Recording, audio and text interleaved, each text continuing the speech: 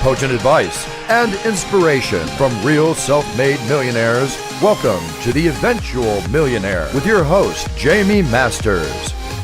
Welcome to Eventual Millionaire. I'm Jaime Masters, and today on the show, I'm super excited to have Isaac Lidsky. Now, he owns an amazing construction company as one thing, but the other thing is he just came out with a brand new book. He's blind, and he has a book called Eyes Wide Open, which I also think is hilarious. It just hit the New York Times bestsellers list. You have an amazing TED Talk, which everybody should check out. Thanks so much for coming on the show today. Thanks for having me. It's my pleasure. And it's funny because in your bio and everything, it also talked about you being a regular on Saved by the Bell, which I wasn't planning on mentioning, but I watched it so much when I was younger. So I definitely want to mention that. How old were you when you did that? I was 13 years old when I was cast as Barton Weasel Wiesel on NBC's Saved by the Bell, The New Class. I so watched The New Class. I was so one of those people. So we'll get back into business, but I find that that's so interesting, especially the breadth of what you've done. So can you tell me a little bit more about the premise of the book that you just came out? Sure, I'd love to. So I lost my sight progressively from about age 13 to age 25. To a blinding disease, a rare retinal degenerative disease. And, when I was first diagnosed, I thought it would destroy my life. But in an amazing way, there's this sort of bizarre experience that I had, the way that I lost my sight. I gained these insights into how our minds work and how we are really empowered to shape and create the realities we experience, the lives we want for ourselves. And also, it turned out to be a profound gift, a real blessing for me. And I wrote the book to share that vision with folks because, I gained it sort of by losing my sight, but it's really not about blindness or even disability. It's a vision for everybody. How do we sort of go after that when it's not a big moment, right? So you had to face fear. You had to deal with something that was more of a moment. I mean, I shouldn't say that it's many, many years, but still you had to come to terms with something. And most people don't have that much pain to have to push through and sort of see the other side. So what do you suggest for people that don't have to go through this in order to see? Yeah, so a lot of the book I do talk about fear and challenge and sort of adversity, which everybody has in their lives, big or small, or at some point. But really the sort of the idea is broader than that. It's in every moment, whether we realize it or not, whether we want to believe it or not, whether we want to admit it or not, literally in every moment, we are choosing who we want to be and how we want to live our lives. And that's the ultimate message. That's the core of the Eyes Wide Open vision. And it's not often easy to see. It's not often easy to do. It takes effort. But, you can make those choices with awareness and accountability, with purpose and intention. Or you can choose to live as happenstance, live by reaction. And I saw that choice as I lost my sight.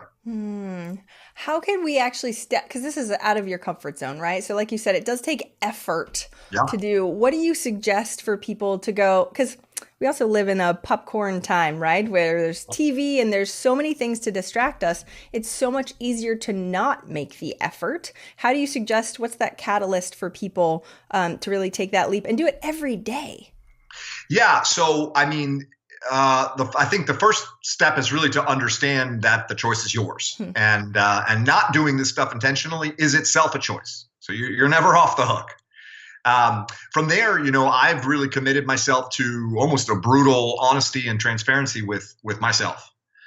So look at your life and look at what your definition of success is, because that's the only definition that matters. What value as a person and in life looks like to you. Think about who you want to be in your relationships as a spouse, as an employer or an employee, as a parent. Think about how you want to be spending your time in your life, at work, at home.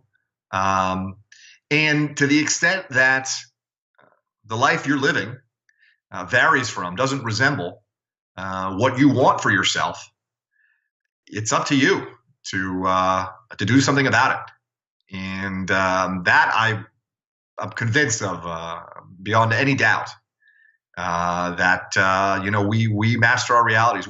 We all confront all sorts of circumstances in life that are beyond our control, no doubt. But how those circumstances manifest themselves in the lives we live is entirely within our control. Self-responsibility, a very, very important and sometimes overlooked piece of life, right? So how do we do that though? Because especially this past few set of interviews, values and figuring out those pieces are huge. They keep coming up over and over and over again. And then people come to me and they go, yeah, that's great for them. They figured it out. I still haven't figured it out yet. What do I do? So enlighten us on how we can figure out what that is if we're uncertain. I think that if we're really honest with ourselves, when you can really, dig deep and ask yourself what's important, what matters, what are you trying to accomplish, how do you want to be spending your time? I think answering those questions really isn't the difficult part. Really, the difficult part is silencing sort of all the noise, all the chaos that can distract us from that. So, we all have critics in our lives, real critics, folks, from without who judge us and tear us down. But we also each of us harbors an internal critic in our minds. That's that nasty voice in your head that's quick to pass judgment, quick to tell you what you can't do, quick to tell you what others are thinking and saying about you, and that internal critic can be very pernicious. It can sort of keep us off the stage for fear of horrendous reviews, Yeah. And so silencing that internal critic is a big part of empowering yourself, enabling yourself, allowing yourself to pursue those things that are important to you. Yeah, because as soon as you bring up the honesty, then the internal, you're fighting against yourself, your internal critic, along with the showing what you actually want. Because if you go, let me show you what you want, then the internal critic comes out and hits you. That's right. And we're barraged, to your point, and I love your, the term popcorn world, or whatever, we're barraged with cues from, our family of origin, from our, current family, from friends, from media. We're barraged with cues as to how we should, quote unquote, be living our lives, what success should look like, what we should be doing. And that's a big distraction. Huge distraction, but it's hard to know what is distraction, what is us, you know what I mean? So because there's so much of it and we're so constant and overwhelmed, how do we sort of see the forest for the trees when you're in it? Yeah, so that's another sort of subject I talk about at sort of greater length or whatever. I like to. I've talked about the critic. I kind of borrow the imagery of Teddy Roosevelt's famous remarks about the critic and the strong man. Which I love. It's not the critic who counts. Yada yada. Credit belongs to the man who's in the arena, whose face is marred by sweat and dust and blood or whatever. Anyway, so the critic. Well. Having talked about the critic, let's talk about the strong man. So we each of us, we're born, all of us are born strong men and women. At our core is great strength. It's how we're designed. It's how we're built, right? I mean, this is the profound truth in Nietzsche's famous line, "What doesn't kill you makes you stronger," right? So the trick is to silence the critic by listening to that strong man within, and believing him. And it's, again, not always easy to do, but it's certainly worthwhile. It's certainly a worthwhile endeavor. How do you do that? And how do you know which one's which, right? Well, you can tell by the way they talk to you. You can also tell by perspective. So the critic's perspective is a lofty view high above it all, right? Soaring high above it all, where the paths of progress appear, invisible. You're too high to see them. The rate of progress appears glacial. The towering magnitude of our aspirations is overwhelming. And the critic deals in the world of perfection, right? Which is impossible. So the critic conveniently guarantees your failure. The critic deals in the world of comparison. Right, genius of comparison will compare you to folks real or imagined or fictitious from any era. Yeah. And the critic is obsessed with the outcome, with the result, with the overarching endeavor. The perspective of the strong man is the moment. It's now. It's progress and effort. The strong man's got no use for perfection, only for progress, for momentum. So for the strong man, success is, I believe, is in actually striving. Towards a pursuit of importance to you, not in the outcome, not in the endeavor. So the strong man focuses on the next moment, the next step.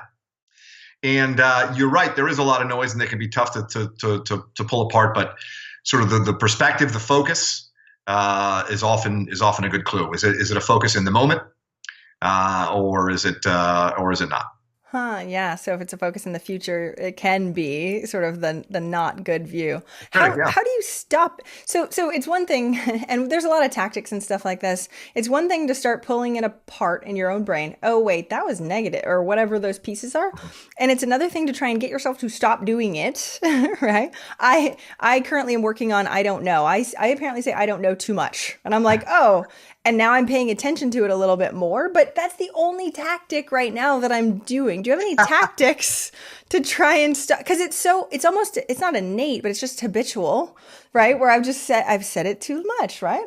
When it comes to feeling, when it comes to business, I always say I know, even if I don't know. I'm kidding.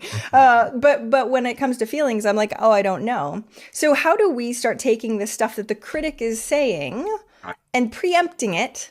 Or knowing that it's the critic, so that way we don't pay as much attention to it? So there's some questions I like to ask myself along these lines. Mm-hmm. It's sort of the first step for me is, I like to ask myself, what precisely is my problem, right? Broken down into its most discrete, specific, smallest form right now in this moment. What is my problem? Sort of in a similar vein, what is it that I'm trying to accomplish? What does a success look like here for me? What is it that I know versus what is it that I just think I know? Because we get ourselves into a lot of trouble in that sort of second category. And then kind of once you're kind of grounded in where you're at, what the challenge is, what the opportunity is, what the goal is. Kind of the second part for me is, asking myself, kind of if it's a problem, what precisely can I do about it, right? Emphasis on I. What's my best next step?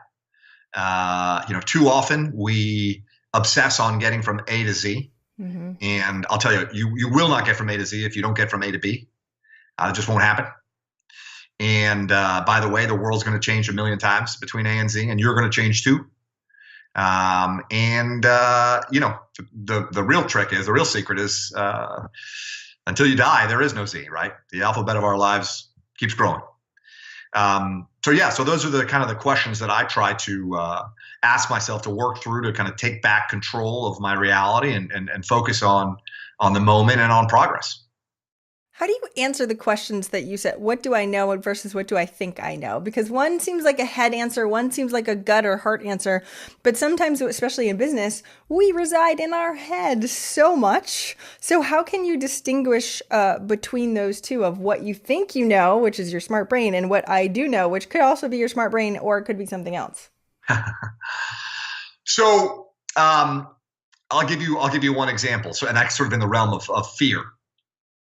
When I was first diagnosed with my blinding disease, I was terrified, right? And I knew that blindness was going to ruin my life, right? I knew that once I was blind, it would be an end to achievement for me. I knew it would be an end of my independence. I knew that no woman would really love or respect me as a blind guy because I didn't think I was going to love or respect myself. So I knew I would never have children. And on and on and on. All these awful thoughts. The real shame of fear in our lives is that when we're not aware of our role in kind of manifesting our own fears, they can become self-realizing. Hmm. So if I had not been able to see through the reality of my fears, those lies, I'm convinced I would have lived them. They would have been true. Yeah. So how do you see through them? How do you How do you recognize the difference from what you know versus what you think you know? And that's just being rigorous with yourself, zealous with yourself on the basis for your knowledge. Is it assumptions? Is it inference? Is it prediction? Or is it something that you really know? And by the way, usually the more we are fearful, the greater the indication that we don't know much. We gain some information. The thing we fear above all else in life is the unknown, in times of crisis or in times of change. So, often the fear, the visceral fear, even though it can immerse us in this reality of all these awful things that we think we know, the emotional component is a great indicator that, in fact, it's time to get some information, to get control, to broaden your perspective, to transcend. See, I don't know any sense at all. Oh my gosh, yes. So, but I think I'm so thankful that we live in the world that we do, because like you said, unknown is, it's super scary. We're human beings. We're sort of built that way because certainty is kind of important for a living in general. That being said, you could go and ask other people that were blind to be like, oh wait, you do have kids. Oh wait, never, you know what I mean? So other experiences and stuff like that. Was that enough for you? Like how, was it data? Was it just belief? I walked into a low vision rehabilitation specialist office, an occupational therapist's office, in my late teens or early 20s, as my sight had deteriorated to the point where it was more disability than nuisance. And I walked into her office, quote unquote, knowing all the things I just described, and expecting to talk about blindness, capital B, this amorphous concept, this boogeyman that was going to destroy my life off in some distant future. And she started, I walked right in and she started talking about practical solutions for practical problems today. Now, using a cane, using a technique called sighted guide to walk around with people more naturally and more safely, tools or techniques for organizing my clothing and shoes and stuff. And I liked all the suggestions, all the ideas, and I was excited by them. But I had this sort of feeling that I couldn't shake, that we weren't talking about, what I was there to talk about, right? My problem's not today. My problem's not now. I can handle now. My problem is that I'm going blind. There's nothing I can do about it. And then it really hit me, and it was this moment of epiphany for me in my life that there only ever is now and this moment. And it hit me in that moment that the biggest takeaway of the experience thus far was that I didn't know the first thing about going blind or being blind. And worse, I hadn't bothered to do anything about it. I hadn't learned about it. So to your point, hadn't asked blind people, hadn't read up on it. I should have been visiting with the occupational therapist years earlier. It's easy we're lulled into sort of this complacence of living in the reality of our fears. But just by virtue of buying that reality, we make it true. So I feel really blessed to have had that experience with her. And at the end of the day, spent a lot of time, in months and years thinking about it. And, the sort of the real heavy piece in all this was later kind of realizing that my failure to learn more about blindness, my willingness to sort of believe all these awful thoughts, all those things, it was my choice. And I wasn't necessarily aware of the choice, and it was an awful choice and all that stuff, but that was a choice that I made. And that's tough. There's that brutal honesty of, damn it. And to your point too, the quote that I love, whether you think you're wrong or you think you can or you think you can't, you're right. It's like, and it hurts a little because, but it is one of those things where when you take that self-responsibility, like you were talking at the very, very beginning, you have to accept all failures and all successes, right? Yeah, no matter what they are. We normally want to be like, well, I'll accept all the successes. That's great. Yay, go me, and not necessarily go back and go, that was bad, and learn from it. So tell me a little bit about this, because I can only imagine what you've been through.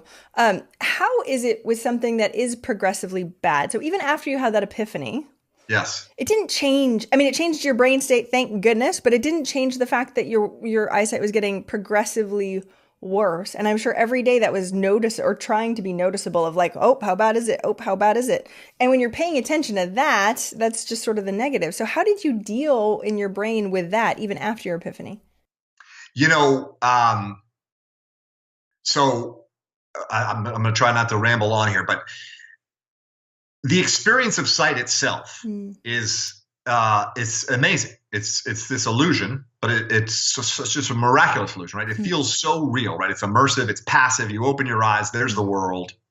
We even say seeing is believing, right? The way that I lost my sight sort of progressively over those dozen years or so, it deteriorated in a way that produced all these bizarre visual effects that really destroyed the illusion. I literally saw that sight is this reality that is constructed in the mind that implicates far more than just information from your eyes. It's your conceptual knowledge, your memories, your opinions, your emotions. By the way, it's predictions and inference and guesses about the world. And I saw all this, and that was, again, a real blessing for me because it was the peek behind the curtain into the way that our minds work. So to actually answer the question you asked, then when I had that kind of epiphany in Chris's office, her name was Chris, the occupational therapist, in her office, the realization there was that the same way that sight is this sort of complicated mental construction that we perceive as, some immutable truth that's out there, that's not in our minds. I experienced my fears about blindness in exactly the same way, right? It was something that felt real and true and objective, but was a concoction of my mind. And kind of seeing the similarity between those two things really was the beginning of this new vision or philosophy for me, because we create our realities in so many ways in our lives that we don't necessarily realize we're doing it. But, the self-limiting assumptions we make about ourselves, our thoughts about, we touched on it earlier, success and value, and the things we tell ourselves about what strength looks like and what weakness looks like and what disability means, the way we misperceive luck in our lives and all this stuff. And it takes a lot of effort. I mean, living and leading eyes wide open, I stress, is a practice discipline. It's something that I work at every day. Some days, frankly, I'm not so good at it. Other days, I'm better at it. But it's a developed skill. It's certainly worthwhile, at least in my life. It has brought me, immeasurable joy and fulfillment and great success. It gets to the heart. So I love that you're here and so open to be able to talk about this, because it's one of those things where it's one thing when we talk about eventual millionaire, right? It's all about the blah, blah, blah, money. And I say life first, of course, before money.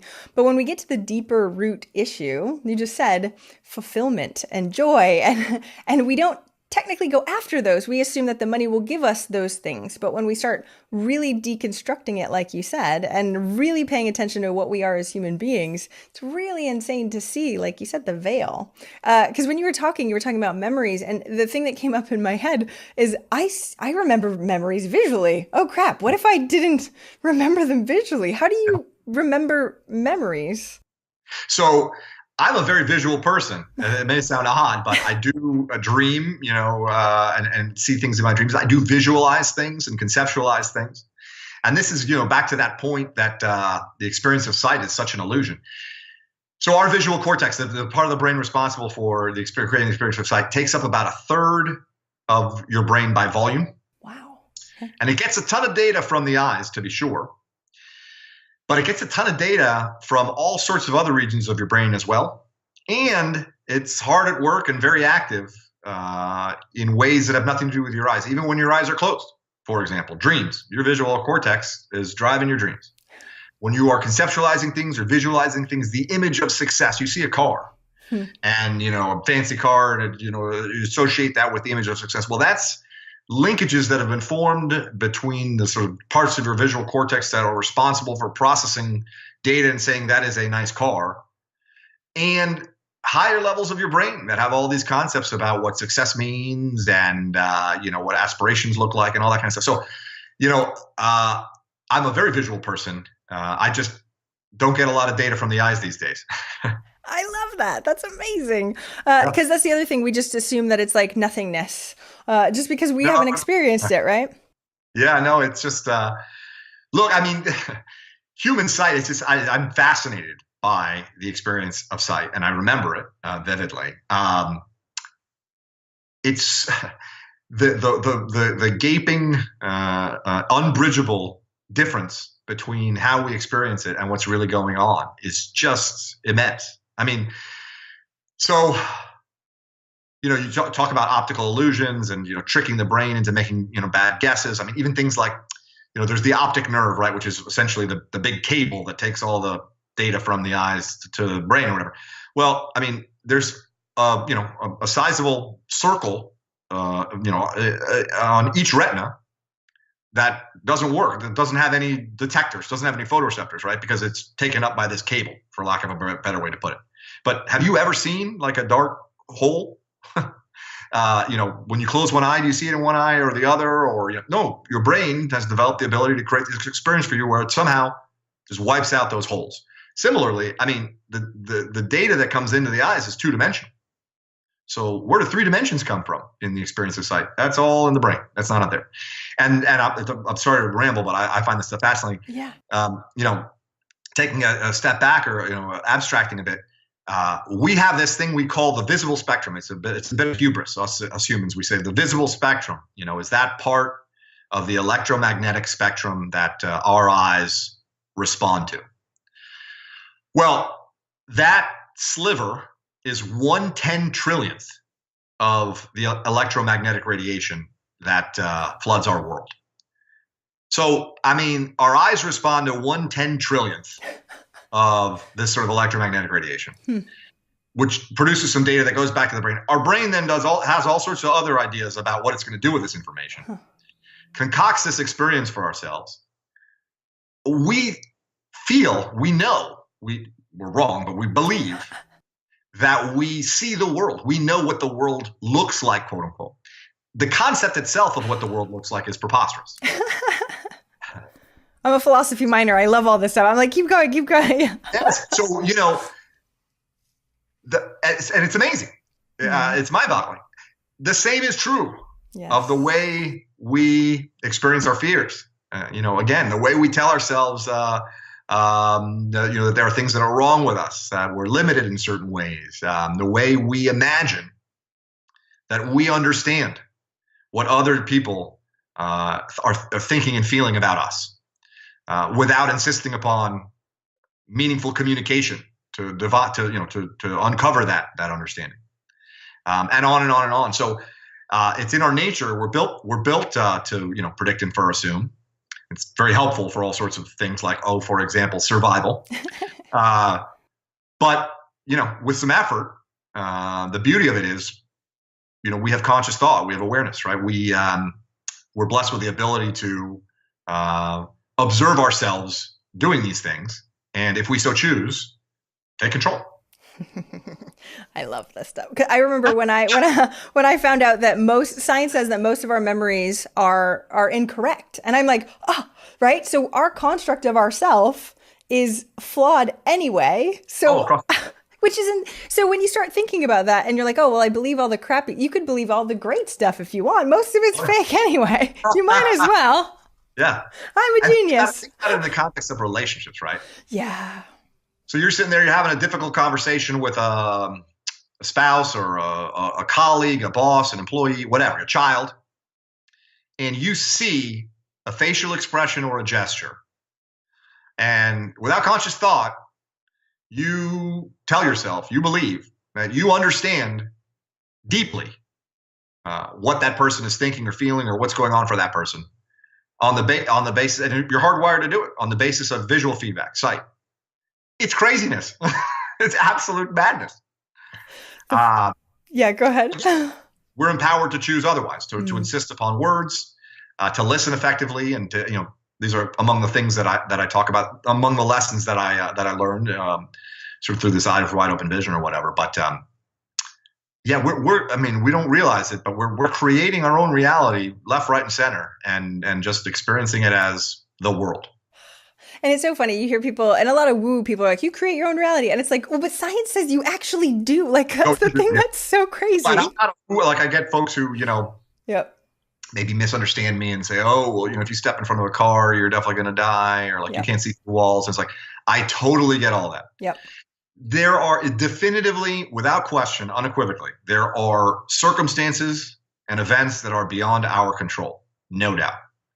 How they manifest ourselves, how those circumstances or events manifest themselves in the way we experience our lives, that is entirely within our control. And I have no doubt about it. Me too. So there's a I was just discussing this with a friend yesterday. There's a Darren Brown. I don't know if you've ever heard of Darren Brown, but he does mind crazy things. And he proved that whether you're lucky or just like the quote that we said before, whether you think you're lucky or you think you're unlucky.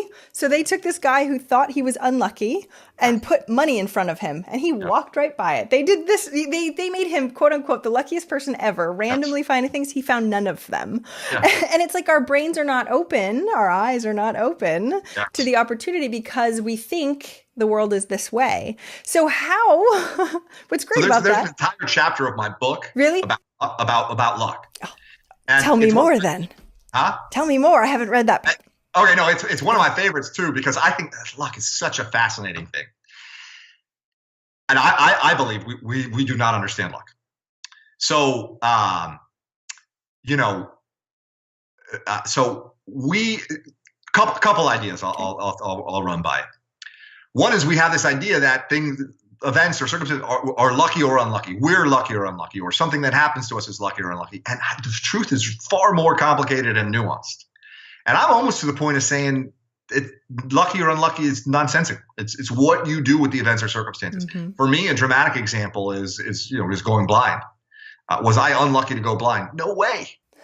It literally was one of the best things that ever happened to me. Wow.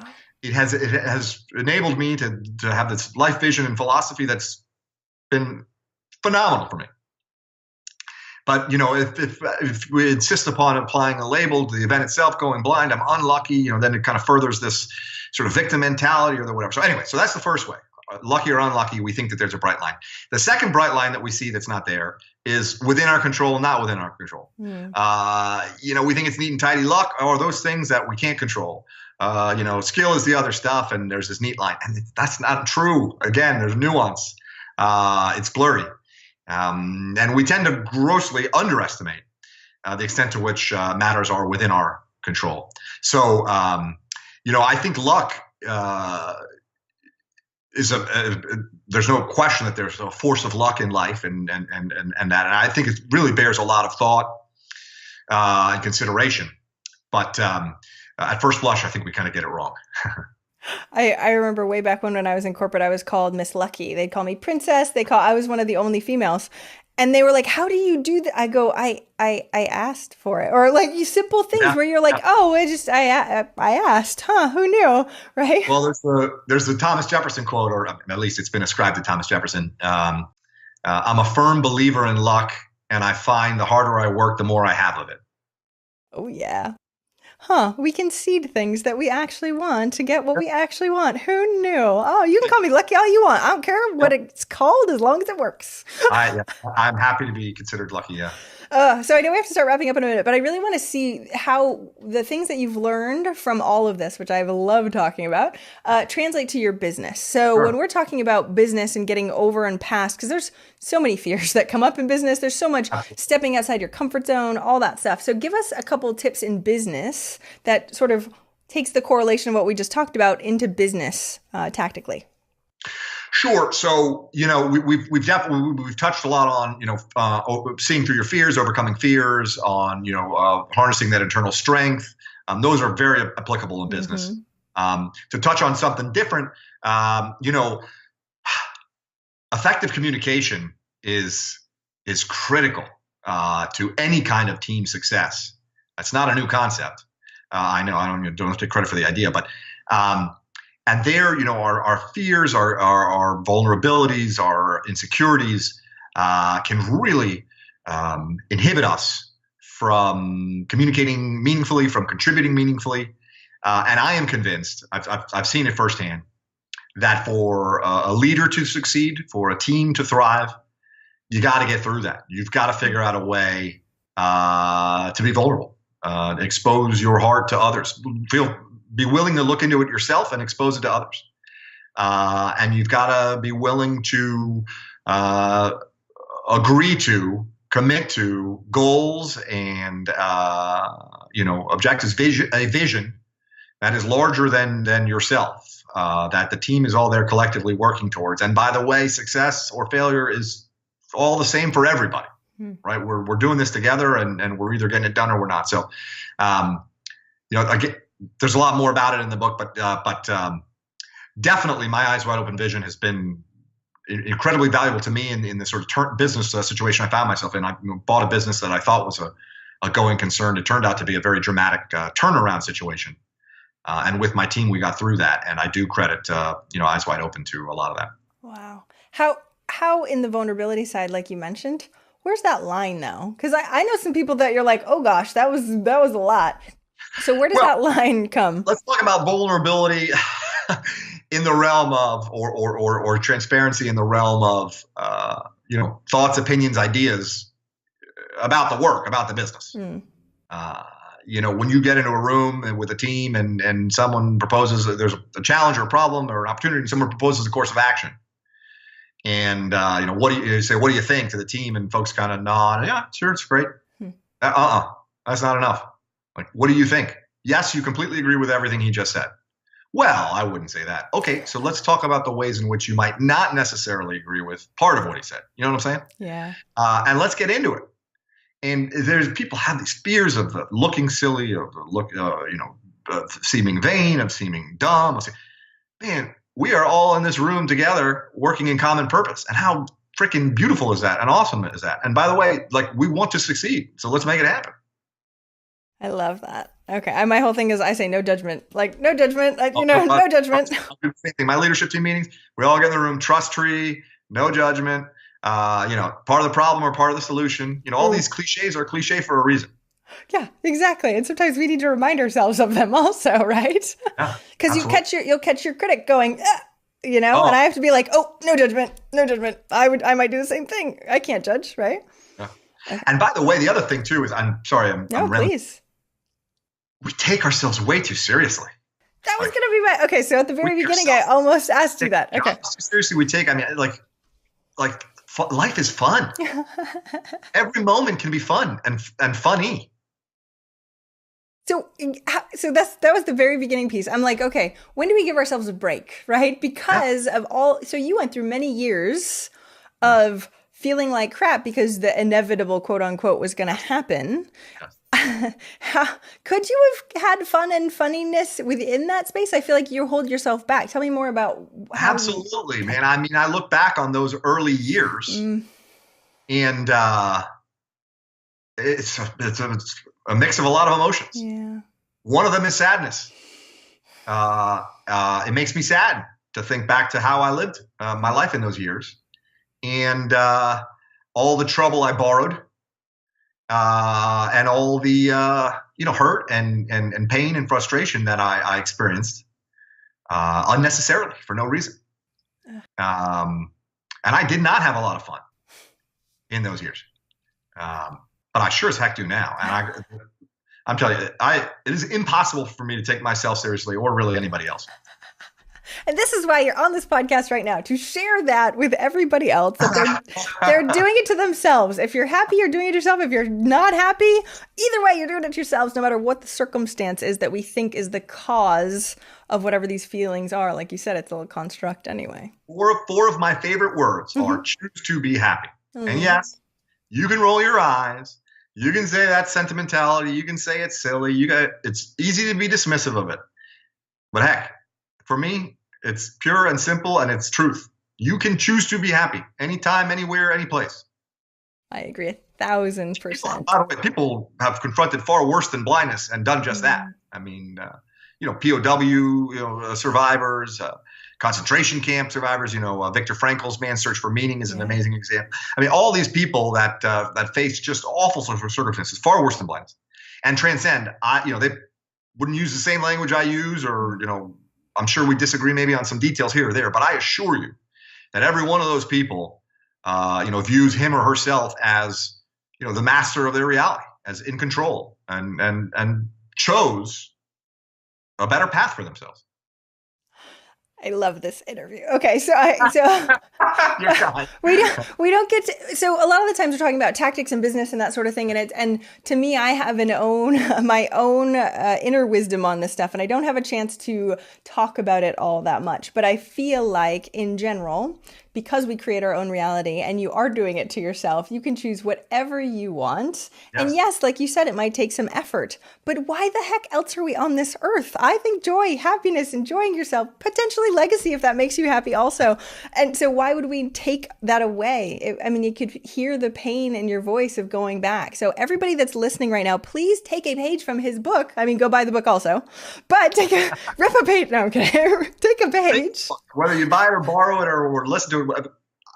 This book was a labor of love. I wrote this book to share a vision with people that I hope will be helpful to them. So, and be freaking grateful that you could read it with your eyes. I love how you say vision, right? Like you use that word a lot, which I am inspired by, because we take so many things for granted. So whoever is listening right now, please do not take any of this stuff for granted, because you never know. And either way, whatever happens, no matter what, you can be happy, but still, gosh, let's enjoy it while we got it, no matter what it is, right?